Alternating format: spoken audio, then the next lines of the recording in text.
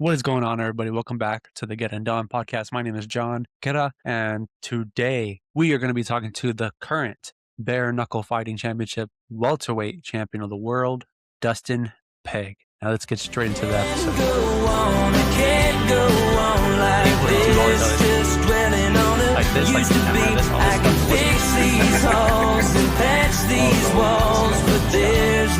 Let's get straight into the episode, guys. Do you think that fighting reveals who you are or changes who you are? I think fighting reveals everybody. It exposes people to their strengths, their weaknesses, and a little bit uh, of who they are as a person. So I definitely think it shows who I truly am, what I stand for, what I believe in, and that I'm one tough son of a gun. Before fighting, was there like things you would hear that you believed, and then when you actually started fighting, like you just found out were total lies? I don't think so. I think it's I think the fight game's pretty straightforward. Maybe more so on the business side of things, things you have to watch out for as a fighter. Certain people try to get into your career if they see potential and try to. Uh, I've never experienced it personally, but I've seen it happen with multiple fighters getting, hooked up with the wrong management group or agent or somebody that promises these great things for you, but don't come through, and it, could actually be detrimental to their career. So yeah, I think that on that side of thing, the business side, more of the political side of fighting, yeah. But as far as fighting itself, now it's pretty straightforward. You either have it or you don't. That's the fight game. Yeah. Yeah, you see that a lot now, especially like with boxing, is that there's always this like high, this boxer coming up. Everyone says that he's gonna be the next great thing, and then all of a sudden he has this issues where he's like, "Oh, my promoter stole money from me," or this happened between me and my promoter, and they can't fight for years off of that. Yeah, or they're stuck in a contract and they're not getting fights. Yeah, there's a lot of snakes out there in the fight world, and you just got to be careful of who you're signing with and who you surround yourself with for sure. So with that, I've met some certain individuals where they've said to for the first few years of you fighting to kind of you can have a coach, but don't like try to get this big team behind you. Just kind of like build it on your own for a while. What do you think about that kind of route? Yeah, I would agree. I mean, I think it's smart for people to not lock themselves in with one team. It should be a community. Like if you want to travel and go to a different gym to train, they should welcome you and vice versa. Your home team or your home gym shouldn't stop people from training with others. I know some like Brazilian jiu-jitsu gyms are very political in that way. Like, you fight for us or you're not with us. It's weird to me. I think everybody if you should be able to train with the best people. Try to get the best sparring, try to get the best uh people to push you to be better, no matter who it's under.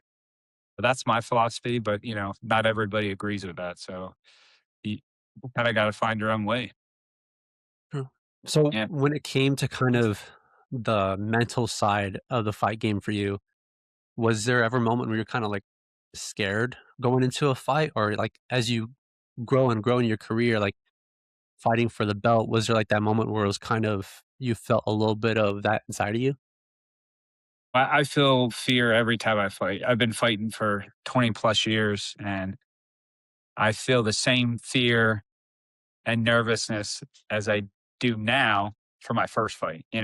It's never going to change. And I think that's a positive thing. If I don't think if you're nervous leading up to a fight, I don't think you really want it. You know, that nervousness comes from my desire to do well and perform well and to win. If I didn't care the result, I wouldn't get nervous. Like I'll I'll take a butt whooping and it won't bother me one bit. It's never that frightens me. It's either not performing well or not winning. So that's where my nervousness comes from. But it fuels me. It's the same way every single fight. I'm nervous as heck leading up to the fight, regardless of whether or not it was a title fight or, you know, uh, first amateur fight. It's been the same. But you know what? It's The moment that bell rings, it all goes away every single time. You know, I'm nervous walking out all the way up, getting checked out, stepping in the cage or the ring. And then the moment that bell rings in round one, it's like a light switch, you know? I'm just focused and ready to rock. So I kind of bank on that every time. I'm like, this is going to go away as soon as the bell rings. We just got to make it there, you know? Yeah. And that switch, was that always there when it came to you fighting, or did it take a while for you to kind of not be actually, like, nervous during the fight itself? Yeah, I don't think I've ever, even my first amateur fight and all the fights after that, I don't remember being nervous during the fight. It's always, it's kind of a instinct that just kind of kicked in. It's nothing I've trained for or hoped for. It just happened. Same with my first amateur fight. Bell rang for round one. Boom. I was locked in and ready to go. All the nerves went away. So then with that mentally, has there been any big difference between you being a champion and you first starting? I don't think so, man. I truly believe God's blessed me with this body and these talents. So I do my best to glorify Him with these talents. And that's been my goal ever since I started fighting. And it's still my goal today. So obviously, the number one thing is to do that. And then second comes the victory, you know?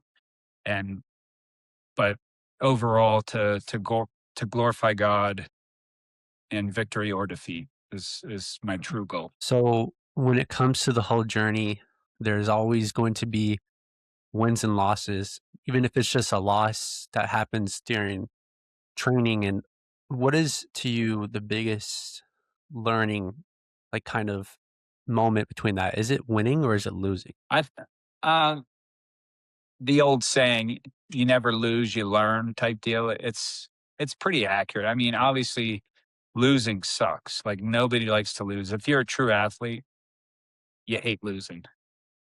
You probably hate losing more than you love winning. You know. Um, but yeah, I would think losing is definitely a more learning experience. Obviously, even with victories, you go back and you're like, "Oh, I should have did this." You kind of analyze things, but losing really humbles people and really gives them that desire to make changes on certain things and to prove yourself on the next one. You know, so I think you get more out of a loss as far as growing as a fighter than you do a victory. So with fights, there's certain paths fighters take. One being they want to chase the hard fight early, and some being they want to build their resume in their career. And then towards the more middle to end, they'll chase that real big fight. For you, which one do you think prospers more? Because some people say losing early is good for your career as you learn how that feels and how to build from that. Because there are some fighters that have a long career of being undefeated. They don't lose. They dominate everybody. They lose that one big fight they have, and it's like it swirls out of control, and they're never able to recover themselves. Yeah, it's probably something I would have changed in my career path. When I was younger, I would take every fight in any fight. I mean, I still kind of do that, but I mean, I think my UFC career was cut short because of that.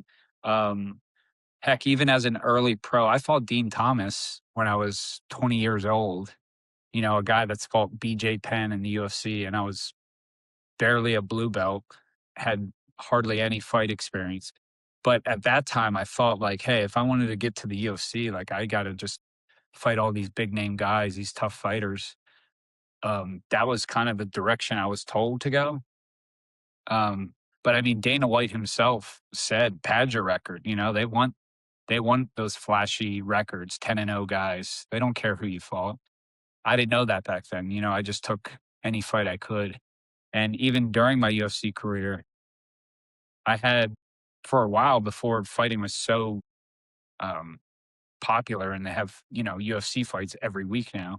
I had the fastest turnaround fight in UFC history. It's been broken since then, but yeah, I beat Jared Papazian on one of the UFCs. I flew to the beach to vacation with my family. I get a call from my manager and he's like, "Hey, you ready to do it again?"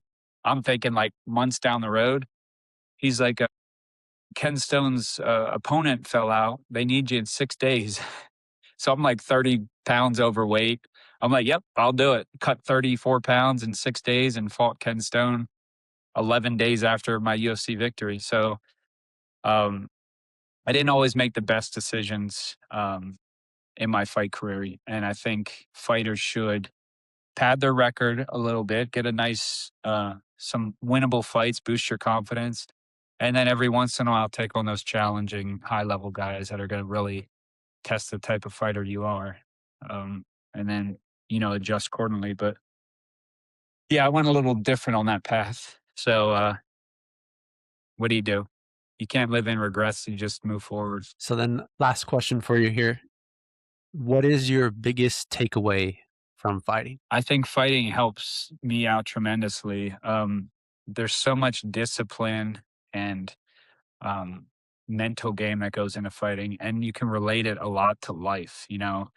There's always going to be hard challenges, hard decisions, setbacks in life and in the fight game. So it's very similar to how life is. It's tough. It'll beat you down.